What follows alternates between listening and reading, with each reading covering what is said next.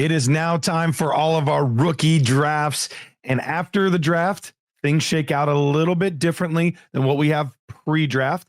But I want to say this, be careful not to drastically raise, or you can lower players, but it's the raising that I worry about post-draft. Just because of draft capital landing spot only, that'll artificially raise some guys. And if you didn't see the talent there to match that, I would be very careful to raise guys too much. There'll be one specific player I have in mind with that, and we'll talk about it more on the Dynasty Nerd Show this week. But without further ado, my top 36 rookies post-draft. One-on-one, it's very easy. It's Ashton Genty. He's been the guy. He stays the guy.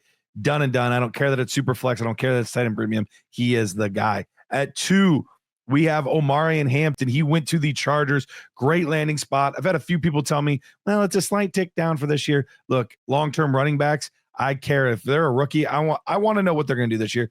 But year 2 and 3 is when they could really blossom into elite guys. Omarion Hampton, great player in one of the best possible landing spots with a very run-centric offense. So I really like Omarion Hampton. I have him at 2.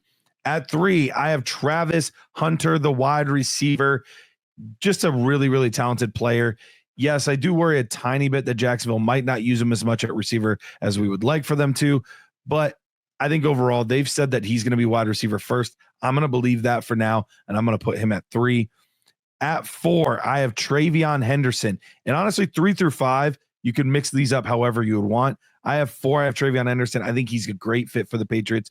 Does a lot of things the right way. Great in pass protection, which I'm sure the Patriots loved, but he's going to have some really good pass catching opportunities on a team that doesn't have a lot of good pass catching options. So I really like Travion Henderson, both short term and long term. At 5, I have Cam Ward. Cam Ward, I kind of almost want to put him at 3, but I'm fine anywhere in that tier. I feel like all of those guys I feel very similar about. I'm willing to even maybe slightly adjust based on what position do I need. You've got 3 of the main positions there. Put those guys in a hat, mix them up. I'm fine either way. At 6, I have TEP McMillan. T-Mac, he ended up to be the second wide receiver off the board. He went to Carolina. Good landing spot in the sense that he is going to be getting a ton of targets in that offense. With all of those targets, even if they're not the best targets in the world compared to some other quarterbacks, Bryce Young is still an NFL caliber quarterback, and I think he's going to have a fine rookie year and beyond. At pick 7, we have Quinshon Judkins. Quinshon ended up going to the Cleveland Browns, a team that desperately needs a running attack. And while he could be a 3-down threat for them, they did draft Dylan Sampson, which could cap his ceiling a little bit in this offense. But man, love what he does between the tackles. Truly a great fit for stylistically how Cleveland likes to run the football. Lots of opportunity here for Quinshon Judkins. At 8, we're starting to get into the tight ends here. We're going to go back-to-back. Tyler Warren, Colston Loveland. I think Colston Loveland is the slightly better dynasty player, but I like the situation a little bit better for Warren. Another one where I'm not going to argue anybody either way. You have one higher than the other, cool. You don't, cool. Not a big deal to me, but both of those players I think are very good dynasty assets. At 10, I have Emeka Egbuka. This is one of the most draft-ready players, NFL-ready guys out of this draft. The problem is he went into a situation where they don't need him right away. So it's going to be the JSN, Rome Odunze type of treatment where it's going to take an extra year or 2 of patience. But if you have it, he could end up being a very, very good receiver in a very good landing spot with a quarterback that should be able to get him the ball the way he needs. At 11, I have Jackson Dart. I'm not letting a first-round quarterback fall out of the first round of my rookie drafts. So here at 11, I'm making sure that I nab Jackson Dart. Look, you can say that you believe in him or you don't believe in him. And honestly, I can see both sides of that coin.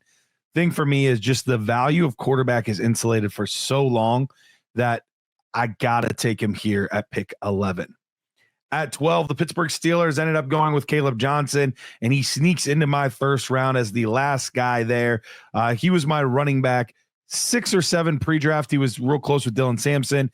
He ends up becoming my running back 5, moves up a couple spots with a good landing spot, clear opportunity there in Pittsburgh. At 13, Jaden Higgins. Jaden Higgins got a very nice opportunity there in Houston. He's going to go across from Nico Collins, a guy that plays a very similar style game as a Higgins. He can learn from him, can develop, he can grow. And it's an offense that we've seen multiple wide receivers thrive simultaneously. So I think Jaden Higgins is a nice add there in the early part of the second round. At 14, Cam Scattaboo. He's the 6th running back off the board for me. He was my RB5 pre-draft. Love this kid. Yes, he got the 4th round draft capital instead of the very envied 3rd round draft capital, but it was by just a few picks. Cam Scattaboo is a very, very good football player with great feet, pass catching ability, could truly be a 3 down back at the next level. This is the guy that I'm going to probably have the lowest compared to consensus. I have RJ Harvey here at 15. I've seen him go as early as the middle of the 1st round, where I have him within the first 3 or 4 picks of the 2nd round. That being said, there's a few issues here. Yes, he's an older running back, and that is part of it. But I'm not going to be moving a guy up drastically, simply because of the draft capital landing spot. I think sometimes we do that. And actually, there's a study that I'm going to show you guys on the next Dynasty Nerds podcast as to why I would caution against that. So for me, RB7 is the highest and best I can do right now at pick 15 overall for RJ Harvey. At 16, I have Jack Besh. Loved this player pre-draft. I think he has a great opportunity with the Raiders. He's going to be able to get a lot of targets across from Brock Bowers, and he could end up being their leading receiver at the wide receiver position as early as this season. Matthew Golden, the 1st round wide receiver, he ended up going to the Green Bay Packers. And the Packers, it is a little bit of a weird wide receiver room right now. They have plenty of guys there that can contribute, but no one has stepped up as the alpha. Can Matthew Golden do it? His style and profile don't necessarily lend itself to that, but the 1st round draft capital does. So we'll see which one wins out with Matthew Golden. At 18, about halfway through now, we've got Kyle Williams. Really liked this player coming out, and he has the opportunity here with the New England Patriots to become their featured wide receiver. I still think eventually they add somebody that's more of a true number 1, but I like Kyle Williams a lot, and I think right away he can show us something in this New England offense. At 19, Luther Burden. I have him a little bit lower than maybe consensus, but not far off. Most people have him as an early to mid 2nd round pick. He did get the 2nd round draft capital, not the 1st, but still very high 2nd round draft capital, which is good, but also a very, very crowded room, which makes it a little bit tricky. So I have Luther Burden here at pick 19. At 20, Jalen Knoll. I like Jalen Knoll quite a bit. Liked him a lot pre-draft. He moved down a little bit post-draft for me, but that's not taking me off him in the least. I am still in on this kid. He could jump into that Tank Dell role, who's going to be out all season this year, and who knows if he's going to come back and still be able to be the same type of player in the future. So I think Knoll has the opportunity right away to use that game-breaking speed that he has to really make a difference for the Houston Texans. 21, I have Bayshaw Tootin, running back 8 here, 21st player off the board. And he also went in the very, very early part of the 4th round, just like Cam did. He's got maybe a little bit more of a crowded room with Travis Etienne there and a guy like Tank Bigsby. But I think this offense is going to lean more on these running backs being pass catchers. We saw what Liam Cohen did with Tampa Bay. He had guys like Bucky Irving and Rashad White, good pass catchers that could also run the football. I think that's what they're trying to do here in Jacksonville now. So I think sooner rather than later, Tootin could be their main guy.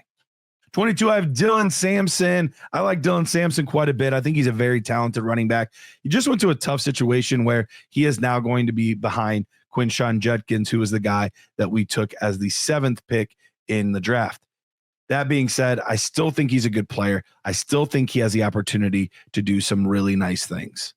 At pick 23, we have Woody Marks. Woody might be the guy that elevated the most post-draft. I thought he was a guy that was going to be more of a 6th or 7th round pick. The NFL said, no, we like him a little bit better than you think. We are going to take him in the 4th.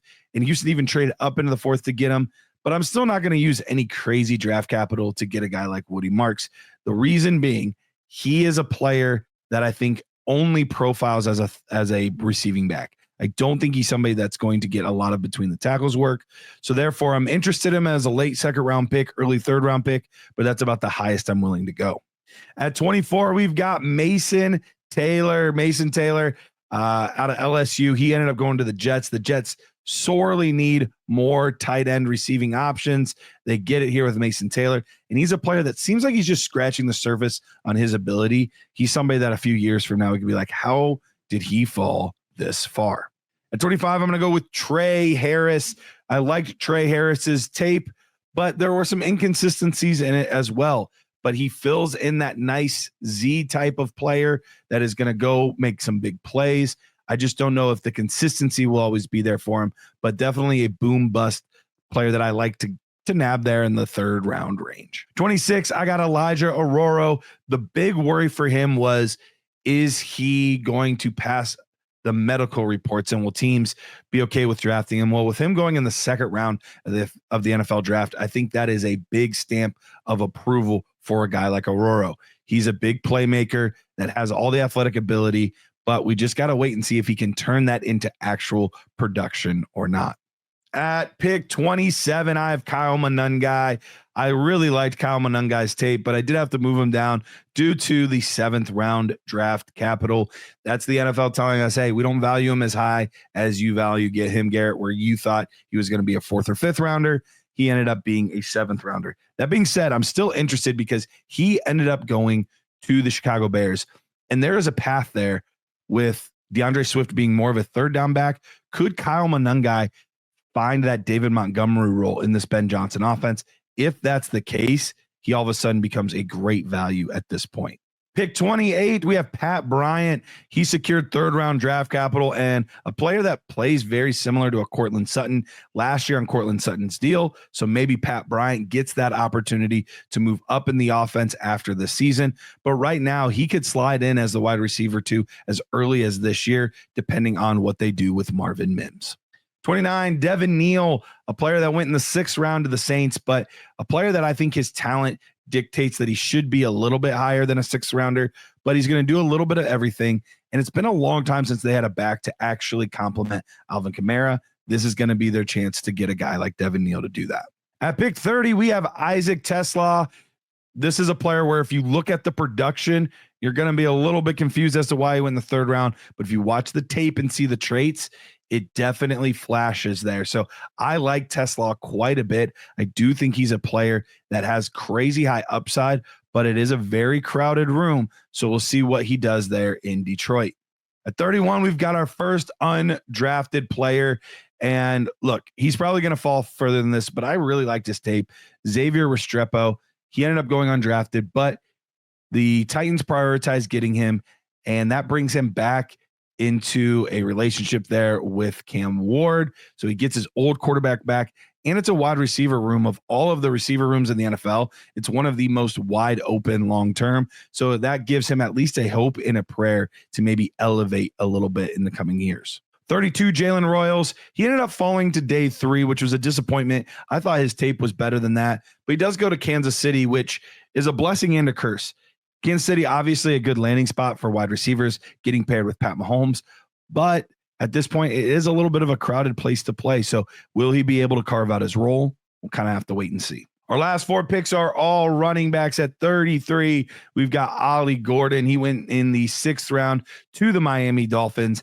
I don't think they were thrilled with their short yardage and between the tackle stuff last year. Devon Achane is more of a slasher, big play guy. He's going to catch passes out of the backfield, where Gordon could take away some of that between the tackle stuff, get Achane more into that 8 to 10 touches on the ground, and then another 5 or 6 through the air. I think that's where they would like to have him. And so I think Ollie Gordon helps accomplish that. Trevor Etienne is at 34 for me. He ended up going to the Carolina Panthers. That's going to give him a chance to catch some passes there, make some big plays. But right now it is Chuba Hubbard's team. And we'll see long-term how they still see Jonathan Brooks in light of all of these injuries. 35, we have Jaden Blue. He ended up going in the 5th round to Dallas. But, man, there is definitely a path there to some pass-catching work. Another group where nobody has really established themselves. Javonte seems to be the leader in touches this year. But we'll have to see how it goes, because Jaden Blue could definitely get some passing work there and make himself a usable fantasy asset. Last but certainly not least, we've got Brashard Smith. He is the 36th guy on my ranking sheet here. And he ended up going to Kansas City, which is a very intriguing spot. They were at their best when they had some good pass catching backs. They didn't really have that this year. I think they want to get back to that, and Brashard Smith has the skill set to take them there. So that wraps up my top 36 rookies post-draft. Let me know where I went wrong and who you would sneak into that group.